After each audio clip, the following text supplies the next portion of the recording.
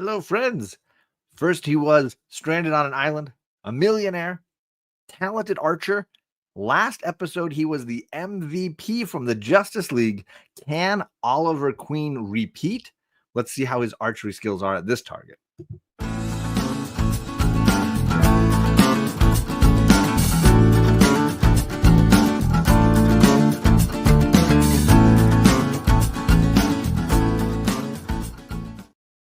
Welcome back to Avengers versus Justice League, the Silver Age comic book breakdown series. Me and my homie Magic Lasso going back and forth as we dive into these two classic team comic books issue by issue.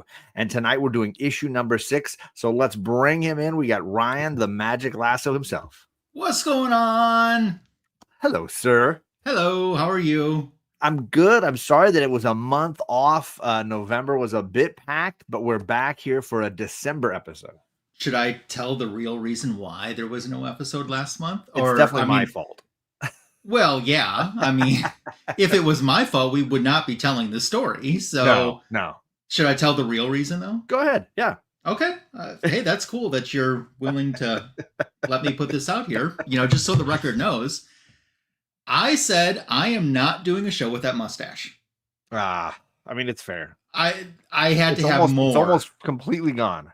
I had to have more. So, yeah, it's a bold once statement. More came back, did you see? All of a sudden, I became available. Ryan's schedule opened up completely. Exactly.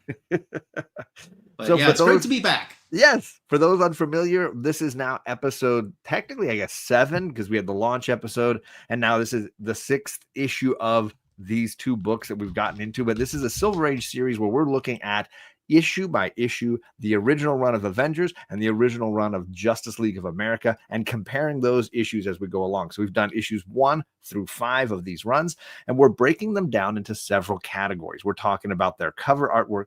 We're talking about the story, how well it's written. We're talking about the interior artwork. We're talking about the MVP superhero of each issue, and we're trying to decide a clear winner. I believe, and correct me if I'm wrong, Ryan, that currently the score stands at Avengers 2, Justice League of America 3. So yeah, that's JLA right. Is winning by 1.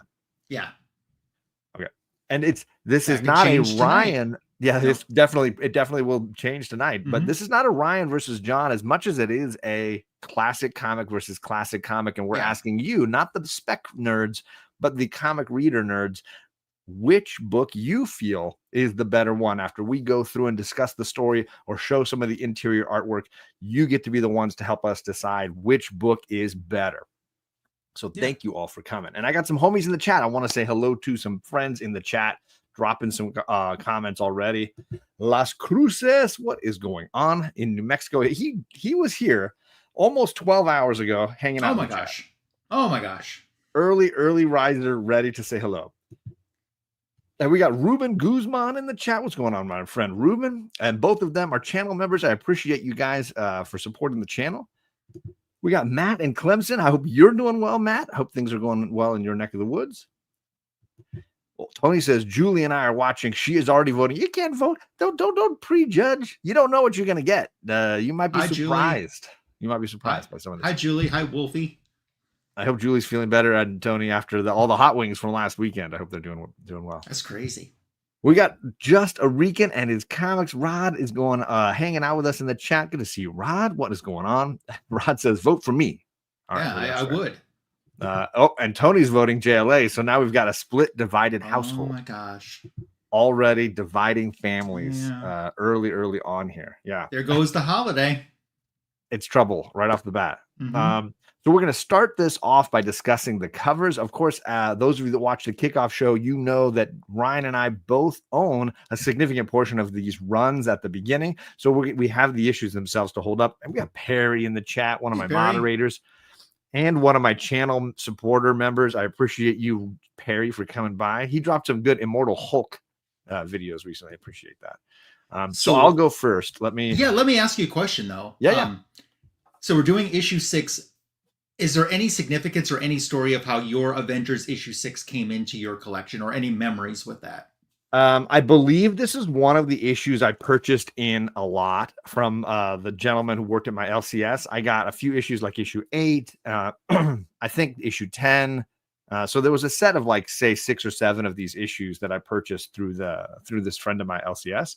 He was getting rid of some books in his collection, and this just happened to be one of the options. And I was like, oh, that's great, which is why it's a lower grade copy versus the ones like when we get into 7 and 9, and some of those issues are a little nicer because those came from my friend TJ. So those were higher grade. How about yours? So mine actually has a really good memory associated with it. So my issue 6, when I was a childhood collector, and there was a comic book store an hour away in another state, and occasionally I would get to go there, and I have my little allotment of money, which went a lot further back then than it does now. Right. And I asked that. I actually remember this. I do remember this memory of saying, and many times I do this. I say, "What's the oldest issue you have of whatever title?" To see what they have.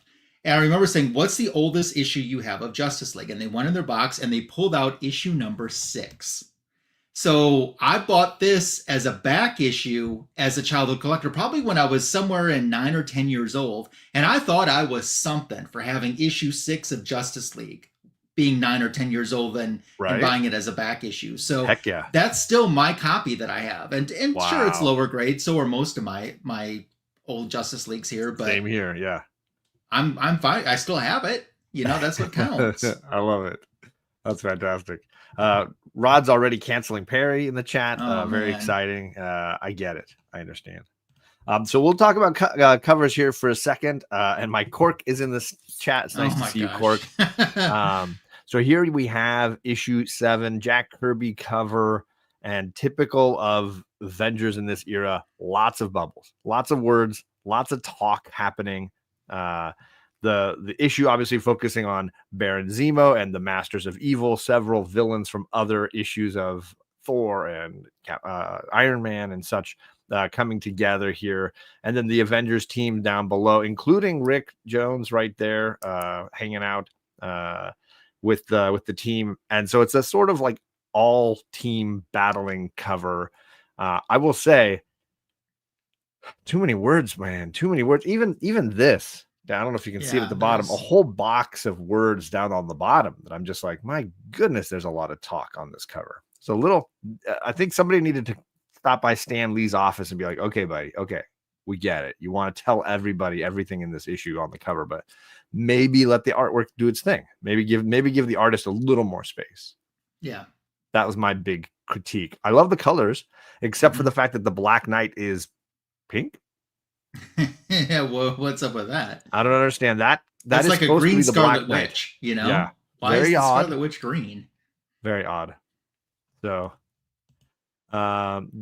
So that's the cover for Avengers 6. Do you want to share yours? Kind of swap us over here. Sure. So there's my childhood one that I bought as a back issue number 6 of Justice League of America. Here, we have like a Rick Jones version, a character that's like him called Snapper Carr. He never makes any appearances on the cover. I would be curious to know what his first cover appearance might be. That's interesting. That's something I would have to look into. But so here we have, in this issue, we're going to do the first appearance of Amos Fortune. And we have the cover showcasing him putting these members of the JLA in the Wheel of Misfortune, which Vanna White would have nothing to do with. I was expecting to throw axes at them or something. No, but they're spinning around, and it's very much a real scene that happens in this issue too. Absolutely. And yours is pretty much, yours happens in the issue. Yes, it's fairly accurate to some of the story. We had Man Cave in the chat. What's going on, Man Don? Cave? Happy Wednesday. I hope your Thanksgiving is getting underway well for you. Couple.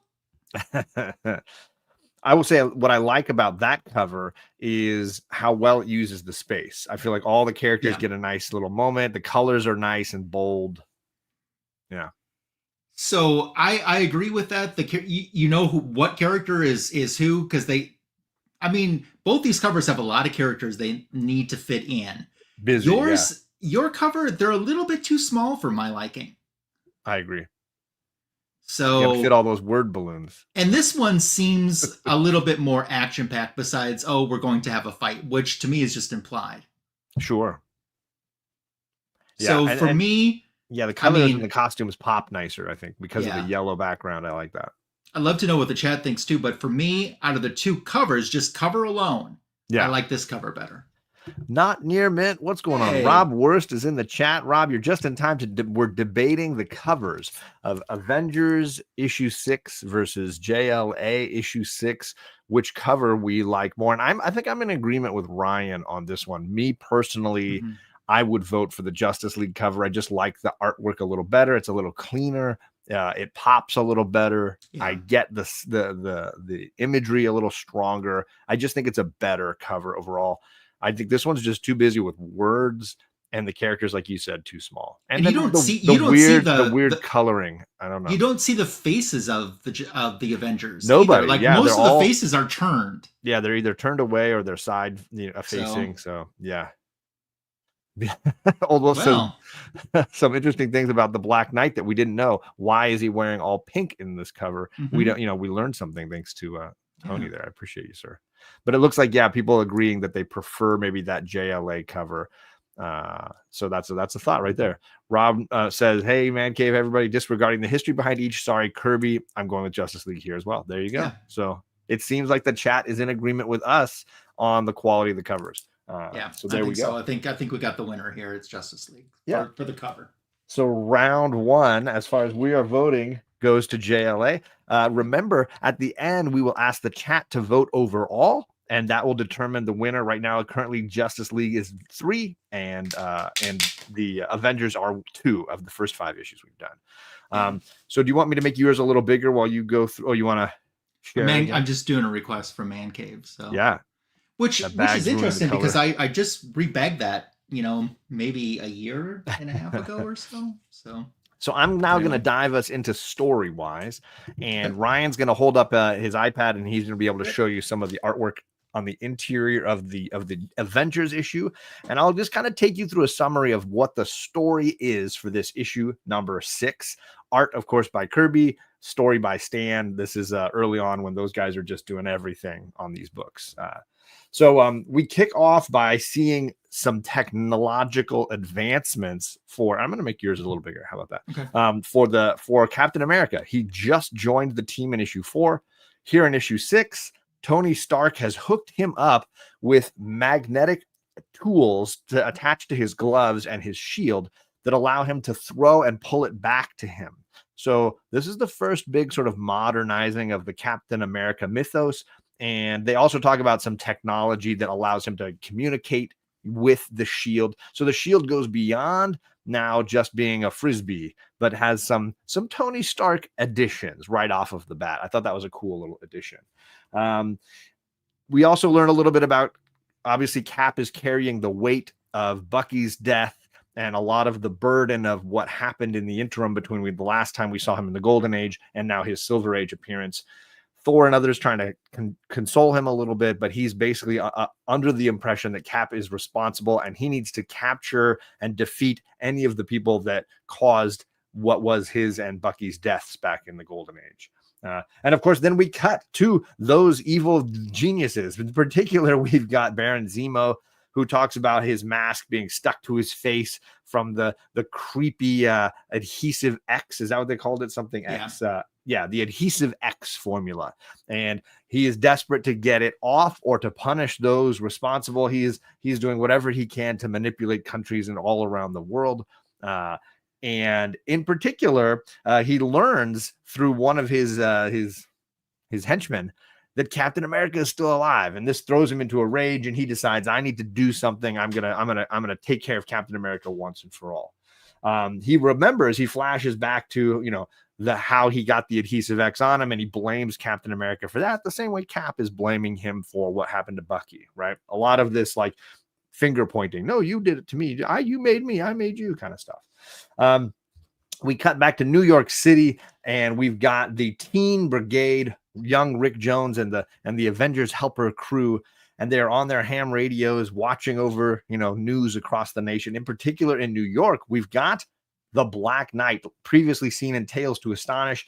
he is flying over the city, smoke bombing the city. What appears to be gas, but turns out to be some adhesive spray that is trapping everybody and citizens in the city in their halt. They're catching their feet to the ground. Their cars are freezing up. The bay is freezing over, and the ships are stuck. And while that's happening, the Melter is running in. The Melter, a villain from Tales of Suspense, who seems perfectly suited to fight somebody named Iron Man. And we learned that he has a new advance to his technology. Now he can melt things other than just iron, which you would think would have been useful earlier on, but in his supervillain career. But no, and then now it's finally he can do other things. And he is going around destroying, the police weapons and anybody who tries to get in their way. And then we meet, Radioactive Man. Previously seen in Journey into Mystery. Radioactive Man is also a part of these villains, and they're out in the city basically just wreaking havoc, expecting the Avengers to show up, which of course they do. And in classic Silver Age style, each of the heroes who should not be fighting a specific villain is of course lining up to fight the wrong villain. This was the most frustrating part for me, and I struggled to go through this, but it was like, oh my gosh, why is Iron Man fighting the Melter? You guys, you're killing me here. Like, why are we lining up to fight the wrong bad guys? Anyways, of course, the good guys get into some serious trouble. Cap and Giant Man get instantly frozen to the ground, and the heroes have to race to their rescue. They basically just carve out a piece of asphalt that they're stuck to, turn it into a surfboard, and using a tow truck, drag them down the street. Thor stays behind to battle Black Knight, gets into some rough times, but then flees off and the team escapes. Meanwhile, Zemo arrives and he's very proud of his villains, and he decides that, what he really needs is an adhesive remover for his mask. What he needs is and he thinks maybe the Avengers now will find some magical cure, and when they create it, I'll steal that and then I can use it. So he decides to let the Avengers bide a little time. They instantly call up for some help. And who do they call? They call Pete, back from Strange Tales 110, the first appearance of Doctor Strange, also Paste Pot Pete's first appearance. And he is in prison, but he says he has an adhesive remover of some sort in a locker, a dissolver, a super dissolver. And Iron Man runs off to get it, comes back lugging this huge vat of the super dissolver. And they decide, well, we'll first test it on Cap and Giant Man. They free the two of them, and they decide, well, we need to spread this across the city. The best way to do it is to use the Teen Brigade. The Teen Brigade basically sneaks in to where the henchmen are doing their evil deeds, and they switch out the canisters. They take the super adhesive away, they put the super dissolver in its place, and they even, take a few of the bad guys away. Then when Black Knight and some of the other villains decide to spread more of the adhesive across the city, they are unknowingly setting all of the victims free. Dun, dun, dun. Clever ploy. Then Captain America decides, you know what we did wrong last time? You guys are fighting the wrong bad guys. We should switch it up. Switch it up. And of course, this has a lot more success. The heroes are now battling people that are better suited to fight. Thor has a pretty good time going against Black Knight. And then we've got Giant Man fighting Radioactive Man. We've got Iron Man trying to help him, but Melter shows up, throwing some danger at Iron Man's way. Iron Man just escapes just in time, and he even comes up with a way to force the Melter to melt a fire hydrant, which then douses the Melter with water and basically leaves him incapacitated. Meanwhile, the real villain shows up. Baron Zemo is battling off the Team Brigade, and he is trying to get the correct canister for himself. Captain America shows up, and they have what I would deem the best part of the story as a really great combat sequence between Cap and Nemo. Some really great art from Kirby, some great flips, jumps, close-up punches, and face, smacks going on, big fists flying. And in the end, Cap seems to win and just basically tells Zemo, you're way wrong in all of this. You don't have a chance of beating me. one of the henchmen shows up and tries to shoot Captain America, and he just barely dodges it, gets grazed by the bullet. And this gives the bad guys a chance to get away, but Cap only survives because the Wasp puts a nail into the bullet, into the barrel of the gun, and saves Cap from getting hit by a stray bullet. In the end, Giant Man chases that bandit down, captures him, and they lead all the villains away. And everybody's saying, but wait, Zemo's going to get away. And Cap says, not so long. I actually replaced that canister with a special one, and the Team Brigade can turn on. And when they do, it's got tear gas. And then they see the escape pod fall back down to Earth. And he's like, we'll catch that guy later. Don't worry about it. And that's kind of the end of it. Even though Thor's got a sweet new ride, that Pegasus, he says, you know what? It's actually property of the police and I can't keep it. But dun, dun, dun, we saved the day. So there you go. What I would be curious to hear some of your thoughts on this issue, number 6 of Avengers. Oh, I have a lot to say about this issue. Do it. Let's hear it. So, the number one thing that I like about the issue is that it wastes no time getting into action. There's not like much of a down page. Each page has something going on, and I really like that. Lots of and I appreciate that. There's a few things that I want to draw attention to, a few specifics. There's one line of dialogue I really hope you bring up, but we'll see where you go. So hopefully I won't miss this because I don't have these written down. But at one point, the Avengers have stopped in Chicago to refuel. Yeah. And they just so happen to have all their fan mail with them to tell Captain America of how much he is loved as a new member. And I thought, well, that's interesting that they carry their fan mail with them on the plane. Yep. In fact, fan mail plays a part in both of our issues tonight. Yeah, actually it does. Yeah. Baron Zemo's so upset that he starts jumping up and down. Yeah, he throws a tantrum and stomps on stuff. Yeah, he stomps on the newspaper because he finds out Captain America's alive. Yeah, I mean that's what I would do. So I like that. So what else is interesting in that panel right before he stomps on there? He's telling his henchman. His henchman has said to him, "You never told me how that hood got pasted onto your head, Zemo, or why you've hidden this jungle all these years." And he says, "And I never shall. I warn you, it is dangerous to pry into Zemo's secrets." And then on the very next page, he tells them everything. Yeah, the next page, he goes into a long monologue. After saying, "I will never tell you." Yep. He tells everything. Yep. And I just got the biggest charge out of that. I was reading that, I'm like, worst secret keeper ever. Yeah, exactly. I love Tony says this issue sounds like an advertisement for Gorilla Glue. I mean, it's fair. Does. And hello to Seeking Superman. He says he's going to vote JLA for everything, and that's fine. I'm glad to have you here. I appreciate you. Yeah, that's awesome. So, as I go on, there's a scene with the Teen Brigade. Yes, I gotta find where this is at because there's a couple of them. There's the one when they're like watching over the city. And then I want the one where they're switching out the canisters. Yeah, when they break in and the one guy with the one Teen Brigade says to Rick Jones, "I'm going to do this," and Rick Jones is like, "Okay," he says, "Let me take him, Rick. I'm the biggest."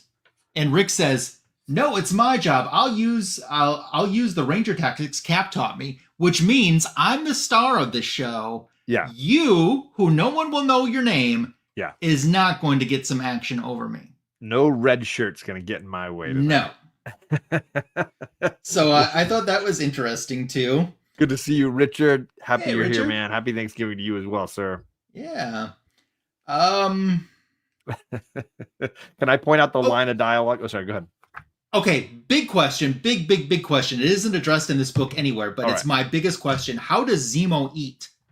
No, I don't know. I'm assuming it's attached to the top of his head, or he uses a straw. I love that at one point it even said like the rage in his eyes, and I was like, you can see his eyes? Like I can't. Yeah. Yeah, I didn't know how he ate, so maybe that's why he was in a bad mood. That's true. But pretty much those overall are my comments. I did, it sounds like I'm knocking it, but I'm really not because I did like the action of the story. Once again, Wasp really does nothing in it. I was gonna say my biggest frustration is how poorly these issues, both in many ways, use the female characters, and this one is way worse. The very first page, Cap is using this cool new shield. Everybody's talking about how good it works. And what is Wasp's line?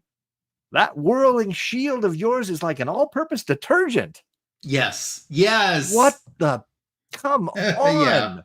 Come on. That's the line of dialogue you give her. The housewife, it reminds her of detergent. That's the line they gave her. Holy cow. Like it's bad even on Stan Lee, like Stan Lee scale. That's a bad line of dialogue. I do love that she saves Cap with the nail in the gun. I do like that moment for her, but I do feel like, month to month with this book, I feel like I'm always wondering, like, how are they going to screw up her character this month? Like, what are they going to do to make Wasp seem so frustrating this month? Yeah. And there it was on page number 1, like the very first image. I was like, oh, Lord Almighty. I love what Rob said. Baron hangry. Baron hangry. Yeah. He is, for sure. And we got Gordon in the chat. What is going on, Gordon? It's good to see you, sir. Thank you for coming by. Tony says, happy birthday to Kate. Yes, tonight is Kate's birthday, but she's at volleyball, which is why we did a birthday lunch with her today instead of a dinner, because she's going to be there till pretty late tonight. But thank you. I appreciate that, Tony. There's some other things that I think are worth mentioning. I love what you're saying about the action. My only issue with the action is the mistake and the solution seemed way too easy. Meaning, like, why is Iron Man fighting the Melter? You've already fought him. Either you know how to defeat him because you fought him, or you're not ready for him because he doesn't match well with you. Why do they need Cap to teach them that you shouldn't pick that villain to battle? That was annoying. You brought up a great point on a comment that I would have hated to miss not sharing. So when they switch villains, I got to find which one it is. Who is the one that originally Giant Man fought? I don't know that Giant Man fought much of anybody because he gets frozen pretty quickly. I mean, not in this issue, but I mean, who was his? I don't know that one of his villains is in this. It was because he made this comment. Is it Black Knight? It maybe Black Knight is Tales to Astonish. I don't think it's Black. So yeah, Tales to Astonish would be Ant-Man. Yeah, a Giant Man. Okay, because one of these villains says, when he's monologuing to his new hero that he's never fought, he goes, he's monologuing about how awesome he is, and he goes, "I, who almost defeated Giant Man." Yes, they have a few of those kind of lines. How dare you fight me? I, who almost did this, and I. Why would you say almost? Almost doesn't count. It doesn't mean anything. Yeah, absolutely worthless. Just lie at that point. Yeah, like. Yeah, there's several of those. I almost did this. I almost did that, and I'm awesome because I almost did it. It's like the I almost got him episode of Batman, right? Yeah. But you didn't. I also thought it was hilarious that the Melter's power was exclusive to iron up until now. Like, you couldn't melt anything else. A candle, no, I can't melt wax. I can't melt anything but iron. And then later, now he's got the technology to melt other stuff. But I could only melt iron. That was a very, very particular skill set. Yes. All right. So do you want to jump over and we'll do the story for JLA now? Yeah, let me pop that open. Yeah, I'm ready when you are. You in the chat obviously can comment and give us your thoughts. I will try to hold up some stuff for JLA so you can see some of the artwork while Ryan recounts the story of Justice League of America, issue number 6. Yep, the story is called The Wheel of Misfortune. And our splash is essentially just another retelling of the cover of something that you're going to see inside. They do make a point in the roll call to mention that Superman and Batman are not participating members in this story. so funny, right? Yeah. I love that. So in these JLA stories are broken up into chapters, and our chapter starts with Aquaman. He's the first of several JLAs that are going to be encountering some bad luck. And here he's trying to get this opal that supposedly has been cursed. And you see this gentleman back there, the one by the camera. You're going to see him start popping up in several different places because that is the first appearance of Amos Fortune. And he's very interested to see if Aquaman will be able to do this. But Aquaman runs into a superstition too, while he's trying to to take this back. And he's unsuccessful, and he wonders, you know, if that superstition. Yeah. Is this item really cursed? Yeah. Right? Is the item cursed? And he so swims. The next. Yeah. Yeah. So the next day we have Wonder Woman at a charity event, and a black cat has crossed her path, and she, that's superstitious too. So she goes on, she's going to jump through these hoop rings of fire, and she's able to do some of them, but not all of them. And she starts falling. She's not able to blow the flames out. She lands hard on the ground, and she's like, well, what's up with that? Bad luck. Yep. Flash is in Central City. There are some, there's this high-powered getaway car with gangsters, and he's taking after it. He steps on a mirror. 7 years of bad luck. He notices it instantly. And then all of a sudden, lightning hits this flagpole that falls and knocks him down and allows the robbers to get away. Yep. Green Arrow is later on headed to try to save some people. There's someone in a burning building that's scared to jump. There's no net below. And he's going to fire his arrow, but he walks under a ladder. And he's like, well, that's bad luck. And you know what happens? He's not able to save the man, supposedly. We'll find out later that the guy did get saved. Yeah. But he wasn't the one who was able to save them. So same thing with Green Lantern. His power ring's going to try to save a truck and its passengers. And then this truck tips out and there's salt in it. But instead of taking the salt and throwing it over his shoulder, which is supposed to counteract that bad luck, he says, well, that's just a superstition. And then these yellow birds fly by and they prevent him from being able to stop the truck from crashing. And he could have saved it if it wasn't for those birds. Those darn birds.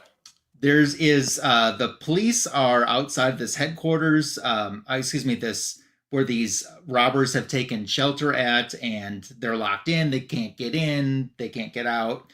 Martian Manhunter's like, well, I'm going to take care of that. And of course, there's a spider web, and he crushes it.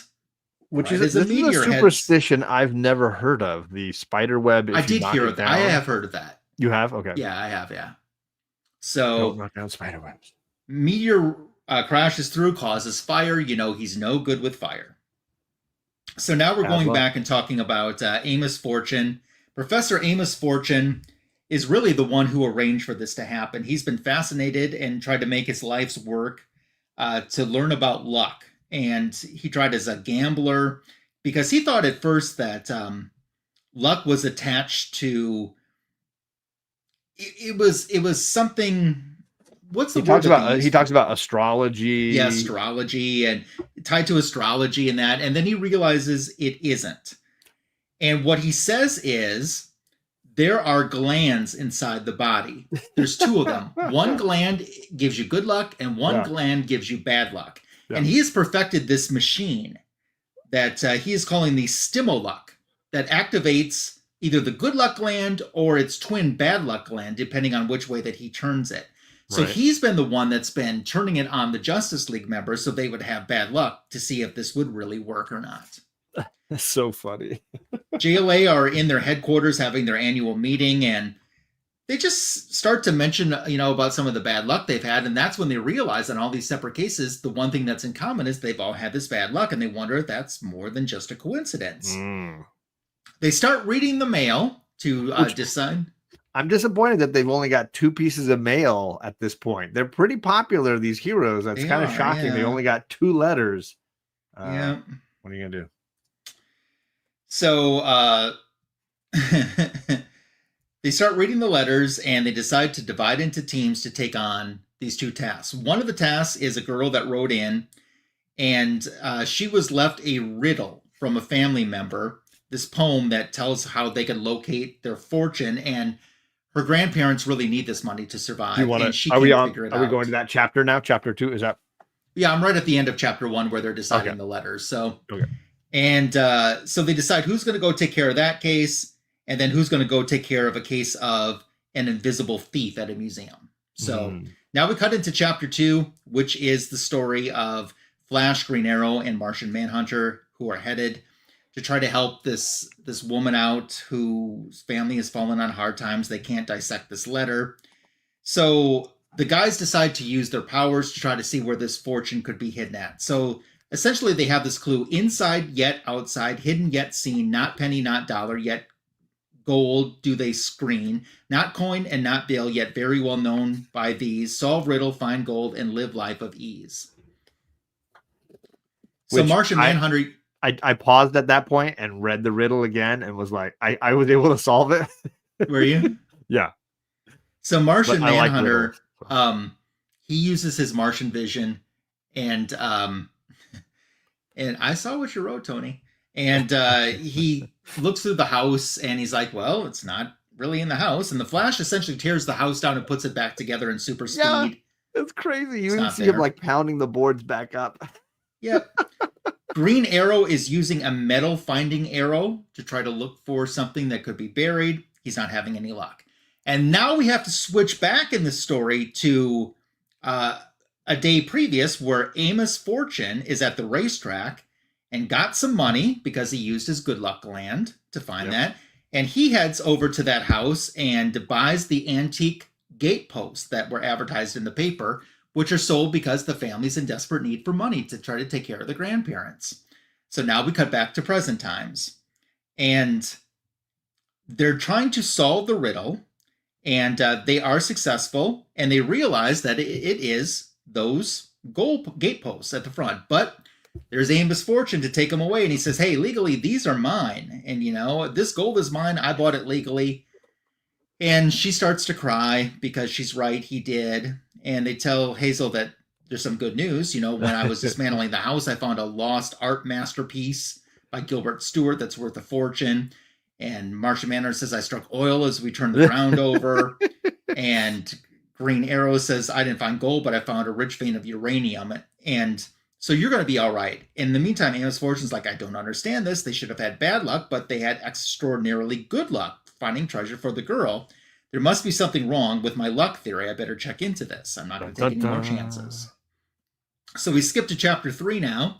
And it's the other story where we have Green Lantern, Wonder Woman, and Aquaman, and they're headed to this museum. And treasures have been disappearing by a supposed invisible thief. Yeah. And he's the curator is relating the story to them of how the doorway is locked and we really don't see prints, and the floor is covered. And there's walls with bars on them, so we don't know how this person's getting in or getting out. Green Lantern decides to use his power ring to essentially put an aura around everything, so that way, if it's taken, he'll be able to track it much easier. So they all decide they have to leave, because if they stay there, someone might not try to heist the museum. And Aquaman has told his fish friends to alert him if anyone approaches from the sea. Wonder Woman's going to fly around. Right. And there you go. So they're out on patrols and no one's really seeing anything suspicious. Finally, Green Lantern's power ring starts glowing, which means that somebody's stolen one of the objects that he marked with an invisible aura, so it's time to go. And there's Amos Fortune. He says, I don't know where I'm going or why, but I used the Stimuluck on myself, so I'll only have good luck. And he wants to stop the car and climb this sea cliff, and he finds this cave where all of these stolen artifacts have been stored. And he's like, well, I've kind of hit pay dirt. I didn't steal them, but I've hit pay dirt. You know, it's my good fortune.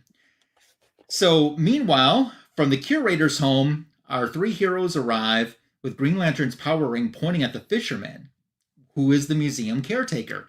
But Wonder Woman's like, I saw him fishing all night. How could he have stolen anything? So she throws the lasso at him, and she hauls his ass back. And, you know, tied with the lasso, he says, I'm an expert fisherman. I can hit a dime with a hook at 50 yards. So whenever I plan to steal something, I put it below a window when I was checking out for the night. And people who saw me just think I'm fishing forward, but really I've thrown my cast back and I'm able to hook it and take it out of the windows, and that's how I got everything out, and I stored it into this cave. And there's Amos Fortune, who is spotted by the heroes putting the stolen goods into his car. And he's like, I don't understand what's happening. My good luck should have kept them away from me, but my bad luck seems to be counterbalanced by their good luck. So he says, I got to study this further. And then he uses his exhaust fumes to knock them unconscious. They can't breathe, they're fainting, and they're blacking out. And then we get into chapter 4 where he has strung them to this board, Wonder Woman in bondage. Again, there's a new concept. Mm-hmm. And he says, I'm going to capture the other members of the JLA. And what I'm going to do is I'm going to eliminate all of their good luck.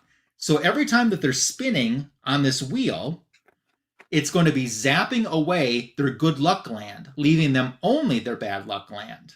Yep. So now he's got to get the other members. And sure enough, pretty soon the other members of the JLA come looking for their friends, and they're able to get into Amos's laboratory where he has them kept, and some misfortune on bad luck on the hero's side, good luck on his side, allows him to capture them. And he ends up getting all of them tied to the machine, and they start spinning around. And so this should be taking away all of their good luck, leaving them only bad luck. And then his next plan is to remove his bad luck, so he would permanently only have good luck, and they permanently would only have bad luck.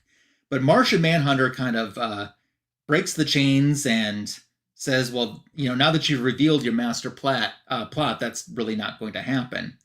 And he's like, but why did the others suffer bad luck and not you? And he says, well, they are Earthmen, and I am a Martian, so I don't have these glands that you're talking about. So I was able to change and neutralize the effects of the pointer so that the Justice League glands of the members weren't damaged at all when they were going around. We could have broken free at any time, but we waited until you revealed what your plan was.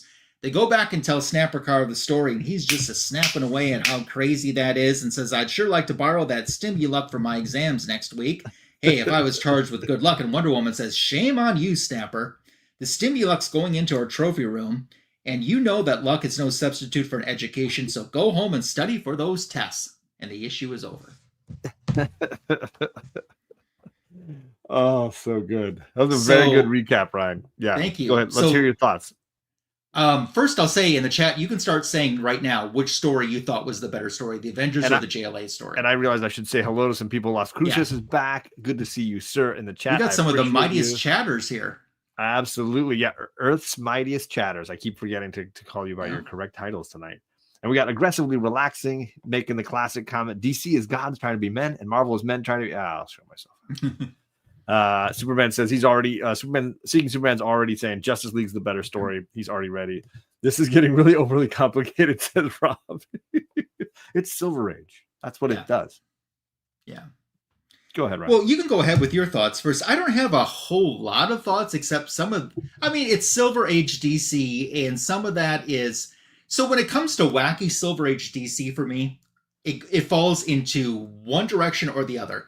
Is it wacky but enjoyable, or so wacky and stupid and silly and for like a baby that I can't enjoy it?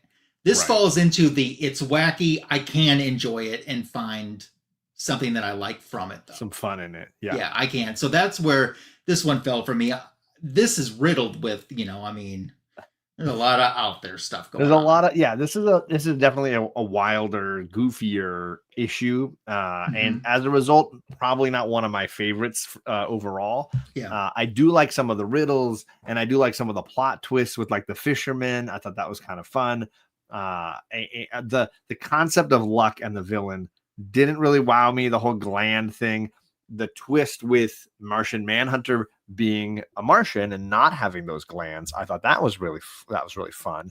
And his like casual spinning on the wheel, like, this is kind of fun, and it's not bothering me at all. I'm not having any change to my ability. Yeah. Was a lot of fun. I joked with you earlier that I always find Snapper Card to be a bit hilarious, a bit obnoxious, whatever. There was a section when they're reading the mail that I had to read out loud to my wife just so that she laughs. Okay. So Wonder Woman has a letter. She says, this is quite an interesting letter. And Snapper's reply is, it's a blast. Beam in on this, will you? Chin it up, Wonder Woman. Tell them all the score. It was like every sentence had to have a bit of crummy slang in it. It was like, what I wanted was a moment where they're all just looking at him like, okay. Yeah. And then they go talking, because the rest of them all talk perfectly normal. And then Snapper comes in like, you jive turkeys. It's like, he it's does, like when Stan used to write Luke Cage, and Luke Cage would come in with a very different way of talking and everybody else. This was a little bit odd for me. That every time Snapper starts talking, I'm like, okay, buddy, take a break. I definitely see you, Tony, but some of your stuff, I don't know that I can put it on the screen. You know, Julie understands. She gets it. Yeah. Although overall, you put some of my stuff on the screen last night, but then that was on Justin's channel. That was, yeah. I had no control over what Justin does. So overall, I enjoyed the issue, definitely, but not one of my favorites of the first 6 for sure. Same. I agree with you. Overall, story-wise, a great point, Rob. Yeah, you're right. She can do it better than Paste Pot Pete, and you're not wrong. You're not wrong, but not better than Rick Jones. That's the thing. It's always a Snapper versus Rick Jones thing, and I tend to like Rick a little better, but that's me. What direction do you think which one do you think I'm picking? I don't know. For me, the 2 books are even. Like, I don't know that I feel really strongly about either of them. Like, in both cases, I felt like there was some goofiness. I think I just probably, if you're like me, I'm leaning Avengers just because the adventure and the action was more entertaining. Absolutely. I'm going Avengers as well for the exact same reasons. Okay. Even though some of the writing that I pointed out and some of that weird stuff like, I almost defeated Giant Man and I'm never going to tell you my secret origin. Here's what happened. So there's a lot of those even moments. though that's in there, it flowed a little bit better and a little bit smoother for me. And I loved the Zemo Cap stuff a ton. Like the 2 pages of them battling, the art was strong, but the words when Cap was trying to, really he's carrying the weight of Bucky's death and now has the person to blame in his sights. There's a lot of good characterization stuff there that I enjoyed. Okay, cool. So we're both in agreement for the coverage. Panel JLA. agrees, but the chat seems to be saying JLA. Okay. So we got a JLA there. We got an Avengers from Rob, and we've got a JLA from wait, Rob's doing both. What's he got here? Oh, he says Avengers got the Riz. I don't know which one Rob wants. Maybe he's doing both. But I know that we had Seeking Superman says even without Superman in the book, it is still superior. There you go. Yeah, somebody made a great joke earlier about that. Was it Rob? Somebody was saying Cap was somebody was just saying that. There it is. Rob was saying Clark and Bruce, bye losers. Pretty much. I ain't gonna be in that issue. Yeah. Nobody's messing with my mojo. Yeah. So the panel is agreeing on Avengers, but the chat seems to be maybe leaning towards JLA for story wise. Okay. All right. So what about art? Yeah, let's discuss the interior artwork. Mine was Kirby, so should we do Kirby first? Sure. And then if you want to point out your favorite panel as well. Absolutely. I'll blow mine up here a little bit again. He spot Pete as a god. I don't know about that. Rob says Avengers had the better story. So we got, I think, 2 JLAs and 1 Avenger in the issue so far. My favorite panel is there were a lot that I really liked, but for me, it's of course it's part of the battle with Baron Zemo. It's this back flip by Cap right there. I love the energy of it. The everything has weight. I don't know many artists who could nail that posture and really get that angle spot on. Something about it just really works for me. Of course, you got Kirby hands up in the corner crushing Cap's face. Really great. But that whole fight sequence, I could have picked almost any of the panels. Something about this one, that crazy flip, I just really dig it. And you know what's interesting on yours? On mine, it's got the more of a white background, and yours has more of a light blue background. See, on the same panel. Oh yeah, mine's right. Mine's much more white, and then yours is like a light blue. But I love the angle of the body and the it's just really well portrayed. And yeah, there's some great splash pages and spread pages and some large paneling stuff with, I think the Black Knight comes off looking really cool, and the city background looks really fantastic. So there's definitely some stuff there. And obviously, that Kirby does Thor really well. So there's some great Thor fight sequences and spinning hammers. Yeah, I do like the spinning hammer one. It wasn't so stuck on the 6-panel grid like he sometimes gets stuck in the 6 panels. So I definitely appreciated what he was doing there. What about you? What are your thoughts on the art? So for the Avengers originally, book? my favorite panel was going to be Baron Zemo's stomping on the newspaper. When I saw that, I went, "Oh, that's going to be my favorite panel." But then, Sure. as I kept reading the story, a different panel spoke to me even more and bigger. And you slightly alluded to it, but I'm going to show it up more close. Look at Captain America's face. Look, you can see he's scared and he's worried, and that's really conveyed in that panel. And so that's my favorite panel. The hands are so well drawn too. Yeah, the hands are very well drawn. That's my favorite panel. Something else that's been a criticism from day one on this show when it came to the Avengers books is still present. Though I don't want to draw a background. Yeah.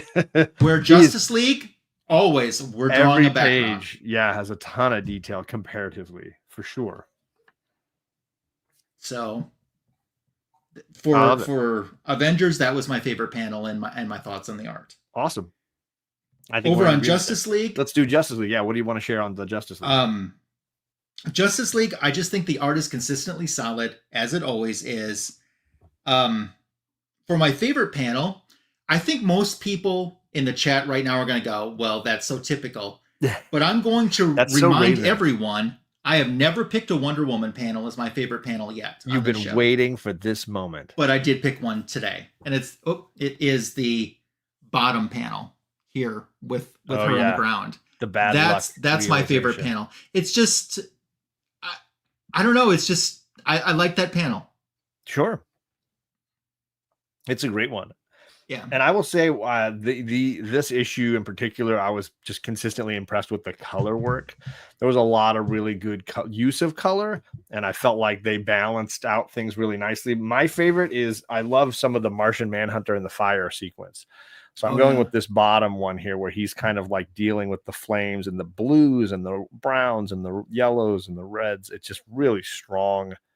I considered one when they were dismantling the house. I love the Flash zipping through the house. This whole sequence here is fantastic. You can see him tearing the house down and then building it back up again. Building it back up again. You know that house is never going to be the same. Plumbing issues and leaks and such. He's not a contractor is what I'm saying. Even if he can put it back together fast, can he put it back together right? That's the problem, right? But yeah, the color work was really, really strong. The backgrounds are always really detailed, which is fantastic.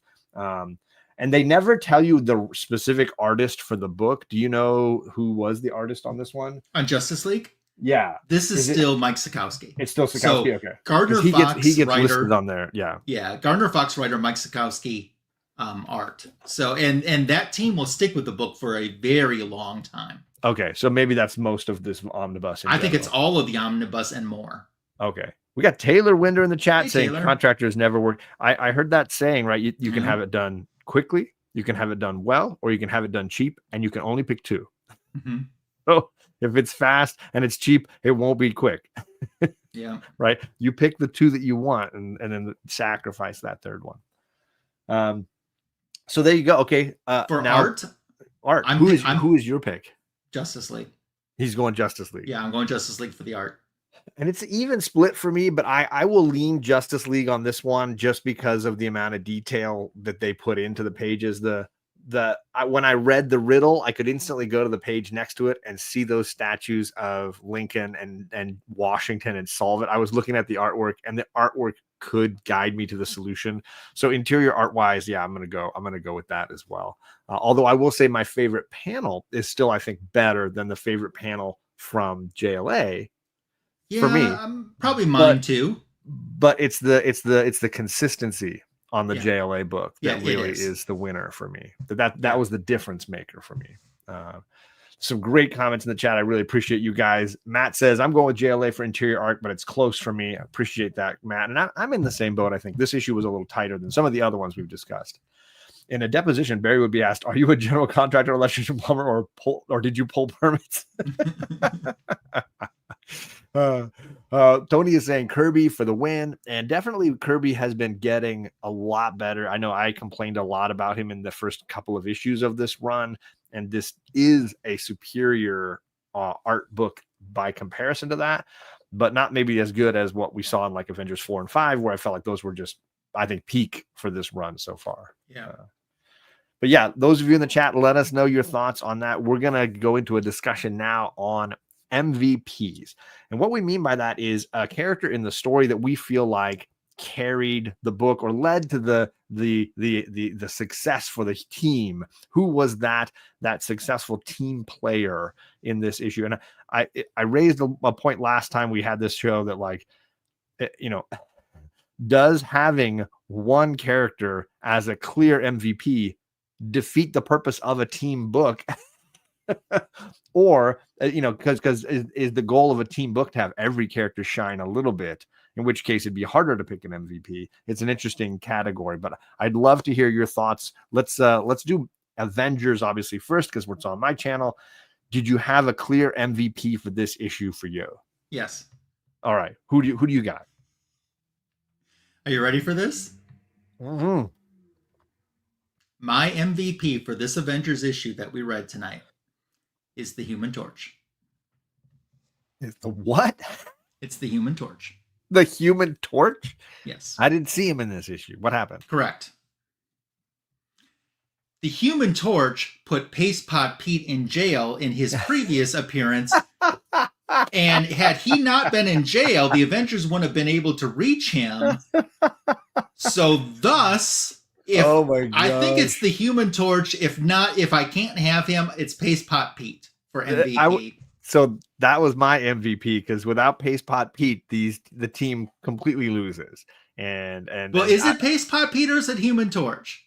I think it's Pete, because he invented the thing that apparently Zemo has spent years trying to figure out. And we do see him in a storage locker in you know, on the Upper West Side. Who's paying rent on that storage? I don't know. He's in the clink. Yeah. So I love that. I'm going with Paste Pot Pete, and we can kind of lump them together if you would like for that. Well, no, it really is Pete, because Human Torch really wasn't in the issue. But I had to throw that reaction. Yeah. I know, Tony, it was written for a kid in the 60s. Thank you for being proud of me for solving it. This guy. So yeah, I think Paste Pot Pete ultimately is the guy that solves the riddle, and he's barely in the story. He's only in a couple. He's in 2 panels. One page, 2 panels, something like that. And I thought it was hilarious that Iron Man flew across the city to get this incredibly heavy barrel, and Thor just hung around. Mm-hmm. It's like Thor could have easily got the barrel and probably carried it under his arm. Yeah. All right, so rhythm's gonna get you tonight. Let's jump over to the JLA book. Did you have a clear champion in that book? For me, I'll go first if you want. Yeah. It's Manhunter, right? Because he's the one that defeats the villain. Like, ultimately, all the same things could have happened, and they all would have ended up on the wheel. But the only thing that's going to save them is Martian Manhunter. So for because me, of his genetics. His genetics. It had to be Martian Manhunter. It was John. What my choice, the winner is the Martian Manhunter. Well, good. We're in agreement. So now the question goes, who is the MVP between Paste Pot Pete and the Martian Manhunter? Because they're both vital to the stories, right? They're both the skeleton key to solving the villain's puzzle, right? So Paste Pot Pete is the villain. He is a villain, not the villain, but a villain. Yeah, he's definitely, and he's not a member of the Avengers. Which, if we vote him that tonight, that sets an interesting precedent. Well, it doesn't have to be a team member. We even joked beforehand that we could pick the artist or the writer if we felt they were somehow the definitive MVP. So you in the chat, if you had to choose who was the MVP of the night of this show, would you say is it Paste Pot Pete, or would you choose Martian Manhunter? Those are going to be the choices for you in the chat to kind of decide. What type of name is Paste Pot Pete? The one who solved the riddle, it actually was all 3 of them. It was Arrow, it was Flash, and it was Martian Manhunter. So Manhunter again. Another his cap. Arrow in his cap. Yeah. Feather in his cap. I want John to solve a Mad Lib from the 90s. You don't solve a Mad Lib. You just play it. Yeah. You want a skit? Oh my goodness. Boy, of there's DC a lot of villains in requests prison. tonight. The winner is the one without glands. Fair. Okay. All right, so it seems like the chat is picking Martian Manhunter, and I'm fine with that. I'm fine with Yeah, that. I think I'm okay with that too. But I'm hey, okay with good that. kudos for Paste Pot Pete, because I never thought that, 6 episodes into this that he would be a contender. But then I never thought Aquaman would be our very first ever MVP. This is very true. So that is our breakdown. Now comes the big question for all of you, and we're going to obviously talk a little bit about it here as well. You've heard all the evidence. We've presented it all to you. Are you saying that the Justice League of America book was the winner, or was the Avengers book in the winner? You all get one vote, and the chat decides which was the champion tonight. So Ryan, as far as you and I go, it seems to be pretty decisive tonight. Plot twist. I want to go with Avengers. Oh, yeah, let's hear that. I want to hear that. So I know, and I still agree, Justice League has the better cover. That Justice League has the better art. Justice League has the MVP. But overall, between enjoying the two stories in a whole, it was more the Avengers story for me. Interesting. Even though I didn't really care for the cover at all, and I didn't vote for the cover, but plot twist, I want to go with Avengers tonight. Interesting. So is it because, I guess there's two ways to look that I'm trying to figure out. Is it because story matters most for you and it trumps a lot of the other things, or is it because the other categories were pretty neck and neck and that one was decisively more so? Could be, but it more comes down to this. If you told me I could only reread one of these stories again, which one would I reread and enjoy the most? And the answer is the Avengers one.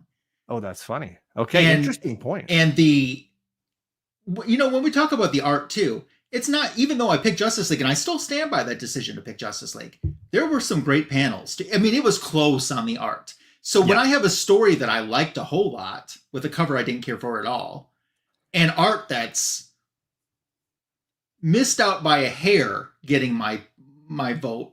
Okay. It's the Avengers tonight that's the one I would reread out of these two if you said I had to. Well, we have so far we've got 2 votes in the chat. We've got Matt saying JLA and we've got Rob saying Avengers.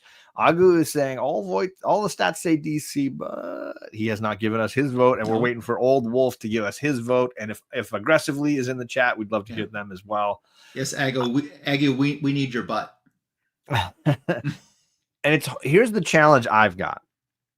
Reading this with a 2024 adult mindset versus reading this as a kid in the 60s with the kids mindset. And that's the challenge with, I think, reading these older books and something that I've always kind of had difficulty with. The adult in me wants like character drama moments and heavy weighted kind of things. And I think the Avengers book gave me more of that, right? Cap is dealing with the burden of Bucky's death. He's carrying the weight of that on his shoulders, and he's now facing the villain responsible. And they have a great showdown. For me, that was the like setup and climax that I kind of wanted from the book. And considering it was Silver Age, I was kind of surprised by that.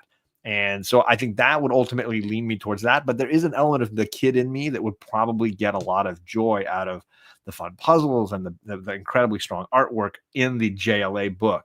So that's where my difficulty is like, can I completely put myself in that kid 60s mindset? And I'm struggling with it. I will say I had more laughs reading the JLA book, and I read out loud pretty much any Snapper car line. I had to read it to my wife and just be like, this is what I'm laughing at. This is what give me the giggles. But I think I will go in the end. I'll go Avengers as well. So that's 2 on this panel at least. Old Wolf is going Avengers, and Agu is going JLA, which means we need one more vote in the chat for the chat to decide. Because as much as Ryan and I choose something, it's the chat that picks the winner, and right now it is split 2-2.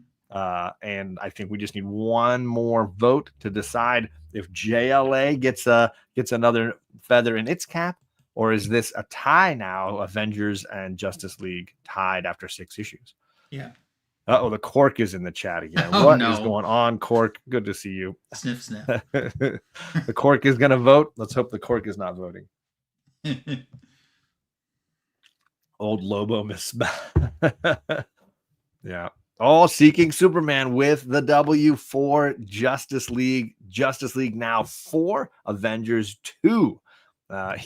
Yeah, you're working on it. Tony's got 4 whole letters in it. It's a lot to work on. I understand. Ryan and I had the same challenge. So there you go. That is it, gang. If you're watching this on the replay, we hugely appreciate you. And definitely hit the subscribe button for Ryan's channel, because when we do issue 7, we're going to be over on Ryan's channel doing that very soon. Hopefully in December, we'll set up a day. We try to do one of these every month, somewhere in the middle of the month. Just been a little bit busy of late, so we fell off. Oh, no. Aggro had voted and now brought it to a tie again. Oh, goodness. I don't know what to do about that, because the show is still going and he's technically voted. I don't know how to. Well, I'll tell you what. While we give them another minute to see if anyone's going to throw something in. Yeah. Can I just talk about my channel for a moment? Yes, please do, because you had some great unboxings. Thank you were on the 1011 with Gary B recently. Yeah, last night I was on. So really, really great. Yeah. So on my channel and right now, Las Cruces comes in. Oh my goodness. So on my channel right now, I have a back issue of the week YouTube short that focuses on Moon Knight. He's got some A-list Marvel guest stars in this issue, so you can check that out. I have a comic book editions video that's just chock full of AOKs, which is so perfect with the week of Thanksgiving. I've got an AOK from my friend Andre in Brazil that I forgot to show when he was with me the previous 2 weeks episodes. I have an AOK from Anachronic Comics and an AOK from Signature King to show. Plus, I unboxed some DC Comics Hallmark mystery ornaments, all in that video. I also want to thank everyone that really showed such great support in my part 2 video, where Andre AOK'd me these incredibly rare Argentina Wonder Woman comic books. You can't find these on eBay. A lot of people don't even know that they exist. That video today became my second most watched full-length video. I love it. So that just happened this afternoon. So thank you guys. It happened because of you guys. So thank you so much for bestowing that on me, that honor. And just thank you guys for accepting my friend and getting to know my friend more. And everyone has fallen in love literally with my friend. And that's been so cool for me to see you guys see what I've known for years of what an awesome guy he is. So absolutely. No, and those unboxings with him, the part 1 and the part 2, absolutely fantastic. And thank you. Not only did I learn a lot of cool stuff, but it was just great seeing a great team of community members hanging out together and celebrating. So there's a lot of stuff in there that people don't even know existed that is shown. You know. Yes, stuff I'd never seen and never heard of before as well. So I appreciate that in a big way. So Comic Padre came in and brought it back to tied again. So we're still waiting on one more vote. We've gone back and forth. Who is the better? What is the better issue number 6? And it is totally tied right now. Everybody's only gotten one vote, 6-6, or 5-5, I believe is the vote. Wow. So whichever book gets the 6th vote, which I don't know that we have anybody in the chat who hasn't voted at this point. So it's what about Sniff? Yeah. Well, you and I guess, be the tiebreaker if we came to it. I don't know. I don't know that we've had a tie before. Well, this is a great problem to have. While we're killing time, anything going on your channel? Yes, because you have a series of videos that you're doing. You're right. Yeah, I want to first thank the channel members. I forgot to put up my channel member banner. Thank you to all the people who are part of the X-Men squad and the New Comic Book Day Book Club Coalition. I appreciate all those people being part of the channel memberships. And you can hit the join button and become a channel member at any point if you want to join up, and we would appreciate that here. Helping. I just paid my next year worth of StreamYard. That was a big bill. And I appreciate all of you helping to chip in to kind of take that down before the holidays so that I'm not overextended in any way before Christmas comes around.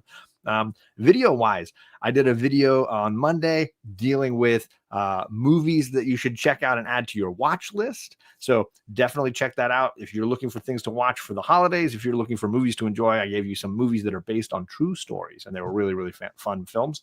And tomorrow I'm dropping a video on my weekly series of books I think are kid related. The big question of tomorrow's video is this book for kids? It's Mouse, the incredible book by Art Spiegelman, a book that I know has been debated hotly about whether it belongs in school libraries and what ages should kids be able to read something that is that intense and powerful. So join the live stream tomorrow morning at 11 Eastern when that video drops, and you can join the video when it's dropped and leave your comment if you think what age you think that book is appropriate for kids. I know my girls read it around 12, junior high age, and I think we're hugely impacted by it. Still tied 5-5. We're waiting for one person who hasn't voted to decide if it's Justice League that wins tonight or if it's Avengers that win.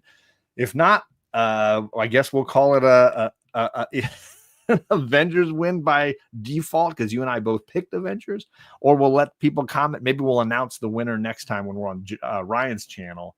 The link for Ryan's channel is down below. You can find all that information, subscribe up, and make sure you're rocking and rolling over there. I guess I hate leaving it on a tie, though. I know. I'm hopeful that there's one person out there watching who has not. More. I mean, Perry hasn't voted, although Perry's been in and out. What about Julie? Did Julie vote? I don't know. Julie was watching, but she might have fallen asleep. I wouldn't, I'm not going to put it past her. It's pretty late. It's pretty late over there. Yeah. I hope everybody has a great Thanksgiving. We appreciate you a ton. For sure. We're gonna log out of here. If somebody votes while the outro is playing, we'll definitely hold it up and leave your comments. If you're watching on the replay and want to tell us who you think won, maybe you're going to be the tiebreaker, and we'll let you know who was the winner next time. Couple. Yeah. Have a great Thanksgiving, everybody, and we'll Happy see you back here. We'll see you back on. We'll be back on Ryan's channel next month for JLA versus Avengers.